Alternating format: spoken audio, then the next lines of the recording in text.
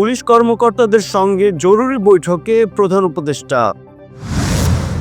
বকেয়া বেতনের দাবিতে গাজীপুরে শ্রমিক বিক্ষোভ, 12 কারখানায় ছুটি। রিমান্ডে শাহজাহান খানের ছেলে আসিফুর রহমান। ফুল বাগান দেখাতে নিয়ে তরুণীকে ছাত্রদল নেতাদের সংঘবদ্ধ ধর্ষণ। টর্নেডোর কবলে যুক্তরাষ্ট্রে বিস্তীর্ণ অঞ্চল, 40 জনের প্রাণহানি। ভয়েস অব আমেরিকার 13 শতাধিক কর্মীকে পাঠানো হলো ছুটিতে। বাংলাদেশে পা রাখলেন হামজা চৌধুরী, সিলেটে উচ্ছ্বাস। ভেঙে ফেলা হচ্ছে ময়মনসিংহের পূরবী সিনেমা হল।